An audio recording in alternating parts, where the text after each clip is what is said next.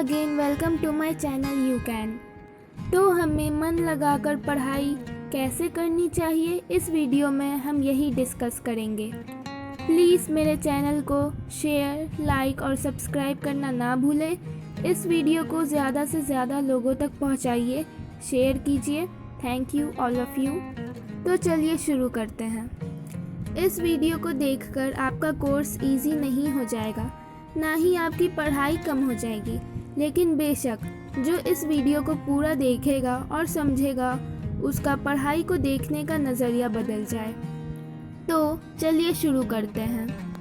पढ़ाई करने का कोई इजी फॉर्मूला नहीं होता, बस कुछ टिप्स होते हैं और आज हम यही टिप्स डिस्कस करने वाले हैं। ओके गाइस, सो पहला टिप है टाइम टेबल। जी बिल्कुल, टाइम टेबल, रूटीन या आप हिंदी में जिसे समय सारिणी कहते हैं। टाइम टेबल बनाना बहुत ज़्यादा ज़रूरी है। इससे आप सभी सब्जेक्ट को बराबर समय दे पाएंगे।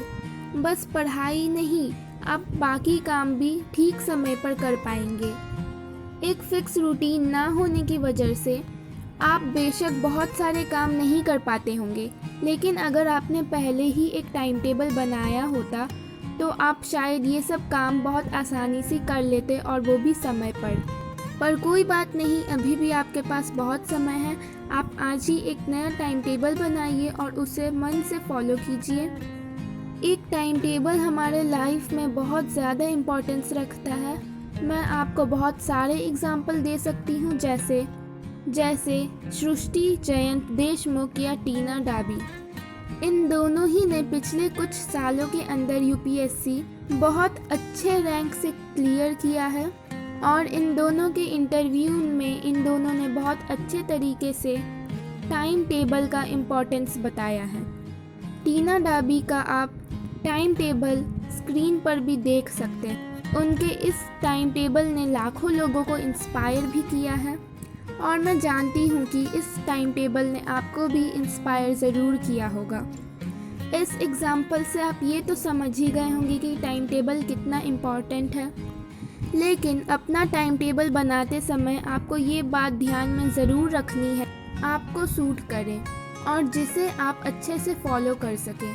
सो गाइस, ये हुआ पहला टिप, यानी आपको एक टाइम टेबल बनाना होगा। और अब चलते हैं दूसरे टिप की तरफ। तो गाइस, दूसरा टिप है फ्रेशनेस मतलब माइंड और बॉडी का फ्रेश होना। माइंड फ्रेश करने का सबसे अच्छा तरीका है मेडिटेशन, योगा या फिर एक्सरसाइज। अगर आपको प्लांटिंग का शौक़ है तो आप प्लांटिंग कर सकते हैं। अगर आपके घर के आसपास कोई पार्क या गार्डन है तो वहाँ पे आप जॉगिंग करने बिल्कुल जाएं। इससे भी आपका माइंड अच्छे तरह से फ्रेश होगा। माइंड फ्रेश होने से ना ही आपको पढ़ाई करने में कोई तकलीफ़ होगी, और ना ही आप पढ़ाई करते समय जल्दी बोर होंगे, और आपको पढ़ा हुआ ज़्यादा अच्छे से समझ आएगा और ज़्यादा दिन तक याद रहेगा। सो गाइस, ये था दूसरा टिप यानी फ्रेशनेस। तो तीसरा टिप है टाइम एंड पेशेंस। टाइम और पेशेंस दोनों ही बहुत ज़्यादा इम्पॉर्टेंट है। आपने न्यूज़ में तो बहुत बार देखा होगा कि 10 या 12 के बोर्ड्स के पेपर में कितने बच्चे डिप्रेस्ड हो जाते हैं, तो कितने बच्चे फ्रस्ट्रेशन में एग्ज़ाम देते हैं। तो इसीलिए हमें ये जानना बहुत ज़रूरी है कि पेशेंस इतना इम्पॉर्टेंट क्यों है। पढ़ाई करते समय आपका पूरा फोकस और अटेंशन अपने ही पढ़ाई पर होना चाहिए, ना कि दूसरों से कंपटीशन लगाने में। एग्ज़ाम के 2 दिन पहले पढ़ाई करने से अच्छा है कि आप सेशन के शुरुआत से ही पढ़ाई करना शुरू कर दें। इससे आपको एग्ज़ाम के समय किसी भी तरह का प्रेशर नहीं होगा और आप अपना एग्ज़ाम अच्छे से लिख पाएंगे।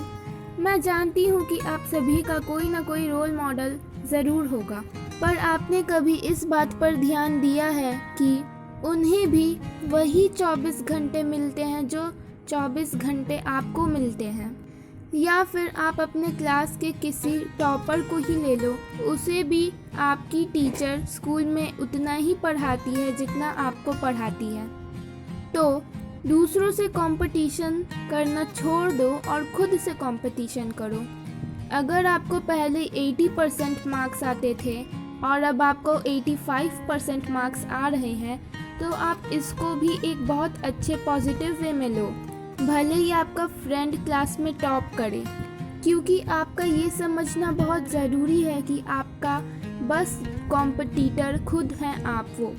अगर आपका किसी से कंपटीशन होना चाहिए तो वो आप खुद हैं, ना कि क्लास के दूसरे टॉपर्स। अभी इस लॉकडाउन को आप अपने लिए एक गोल्डन अपॉर्चुनिटी ही समझकर पढ़ाई करना शुरू कर दीजिए। आपके पास अभी बहुत समय है और अगर आपने अभी शुरू किया तो आप बहुत जल्दी बहुत आगे जाएंगे। आपको रेगुलर पढ़ाई करनी चाहिए, इससे आप ही को तो बेनिफिट होने वाला है। लॉकडाउन में मिले इस टाइम को आप पॉजिटिव वे में ही लीजिए, क्योंकि आप इस टाइम को बहुत अच्छे तरह से यूज़ कर सकते हैं। ये था तीसरा टिप, यानी पेशेंस एंड टाइम। आप अपने पढ़ाई का टाइम धीरे धीरे बढ़ाइए। हर दिन 5 मिनट ज़्यादा पढ़ाई करिए और फिर कुछ दिनों बाद आप खुद ये नोटिस करेंगे कि आपके पढ़ाई करने का समय कितने जल्दी और कितने ईज़िली इंक्रीज़ हो गया है। आप सभी से मैं एक बात कहना चाहूँगी, मैंने इस वीडियो में अभी तक जो भी बताया वो आपके लिए बेनिफिशियल तभी होगा जब आप उसे फॉलो करेंगे। वीडियो देखकर बस सुन लेने भर से तो आपको 15 मिनट तक अच्छा लगेगा, पर उसके बाद आप फिर कोई नया वीडियो देखने लगेंगे। लेकिन अगर आपने इसे फॉलो किया तो आपको फ्यूचर में बहुत जल्द कामयाबी ज़रूर हासिल होगी। तो चौथा टिप है ब्रेक। जी बिल्कुल, ब्रेक बहुत ज़्यादा ज़रूरी होता है, भले ही वो फिज़िकल ब्रेक हो या मेंटल ब्रेक। 15 से 20 मिनट पढ़ाई करने के बाद आपको एक ब्रेक लेना ही चाहिए। उस ब्रेक में आप अपना पसंदीदा कोई भी काम कर सकते हैं। इससे आपको पढ़ा हुआ याद रहेगा और आप जल्दी बोर भी नहीं होंगे। और अगर आप बहुत देर से पढ़ाई कर रहे हैं तो आपको ब्रेक भी ज़्यादा लेना चाहिए। उस ब्रेक में आप कुछ भी कर सकते हैं जो आपको रिलैक्स करे या फिर आपको रिफ़्रेश करे।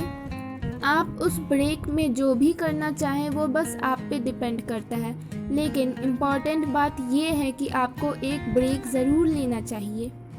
ठीक है गाइस, तो ये था चौथा टिप। और 5वां टिप है say no to media, social media.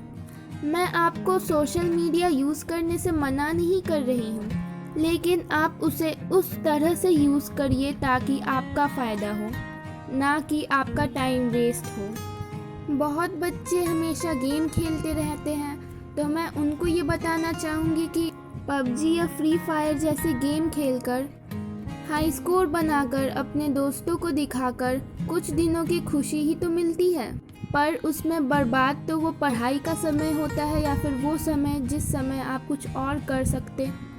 तो प्लीज़ आप सबसे मैं ये कहना चाहूँगी कि मोबाइल यूज़ करिए, वो बुरी बात नहीं है, पर उसे उस तरीके से यूज़ करिए ताकि आप ही का फ़ायदा हो। सो गाइस, ये था 5वां टिप। और छठा यानी आखिरी टिप है सेट योर एम।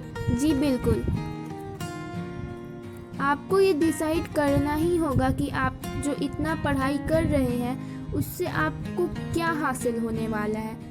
आप उसको बड़े होके किस फील्ड में यूज़ करने वाले हैं, आप बड़े होकर क्या बनना चाहते हैं, ये आपका अभी से तय करना बहुत ज़्यादा ज़रूरी है दोस्तों।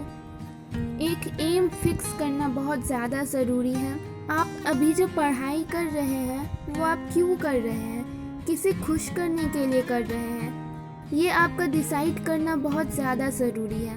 सो गाइस, आपको अपना सपना, अपना एम सेट करना चाहिए और आपको क्या बनना है वो बस आपका डिसीज़न होना चाहिए, ना ही किसी और का।